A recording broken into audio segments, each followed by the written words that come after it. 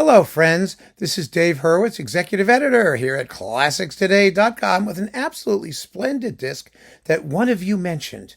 You said when I was talking about why black composers matter that you wish you could hear more by Adolphus Hailstork. It's a great name, actually, because it's memorable. And here he is, Adolphus Hailstork on Naxos American Classics, one of the best discs in the series, in my humble opinion. And what we get is three amazing works. Now, Hailstork has been around for quite a while. His date of birth was 1941. He's still alive. He's still going strong. We definitely need to hear more of his music. He has a very personal style, which you can hear in these works. It's a distinctly American style. I mean, he is African American, but it's a distinctly American style. It does have occasionally a jazzy or inflection from the world of spirituals, which we'll talk about here in a minute. But beyond that, I'm just talking about the sound of it. His music is extremely rhythmically ebullient and effervescent. Effervescence, the word. Why? Because he likes to write in the upper register of his instruments or of the ensemble, and he uses a lot of things like trills and quick note gruppetti, little like ornamental embellishment thingies. I mean, I don't know what you'd call it that, but the bottom line is that his music sounds bright and bubbly, even when it's like he's using like bassoons, as he does in one of the works here. It's called let's see, An American Port of Call, which has been recorded before, actually. It's an excellent other version of it on CD, which we will be talking about at some point if we haven't already. In any case, it's really a personal voice. And even if you can't explain it in words, when you hear the music, you realize it right away. Let's take his first symphony here from 1988. He waited a long time to write a symphony, and it's written for a Haydn-sized orchestra, just a simple, normal, small classical orchestra. It's kind of like Prokofiev's classical symphony meets the American, aesthetic, because it has those wonderful open-air sonorities and that deliciously American style, sort of Western kind of harmony that Copland pioneered. But the piece is wonderfully composed for this small orchestra, but it doesn't sound like anybody else. It's a bit like Prokofiev's classical symphony sounds like Prokofiev. Well, this is a classical symphony, and it sounds like Hailstork. It's very, very tricky rhythmically to play. It sounds like it's really rather difficult, actually.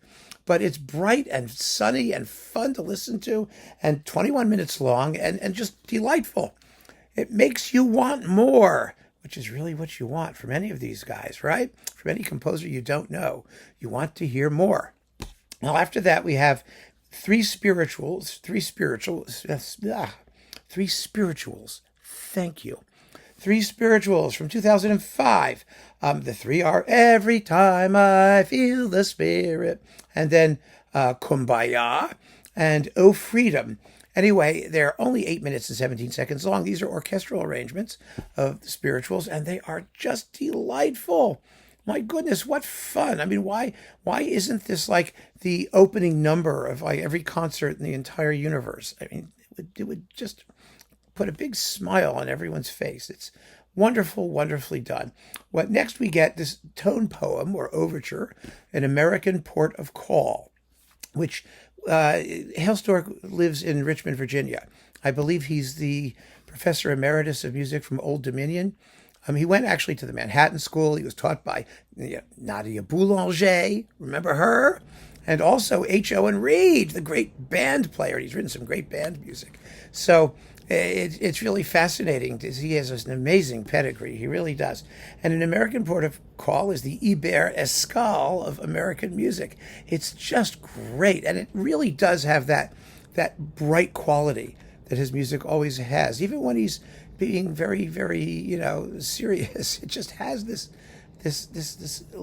illuminated kind of sound. It's so hard to describe, but so evident when you're listening to it. And then we've got his Fanfare on Amazing Grace from 2003. That's just what it sounds like.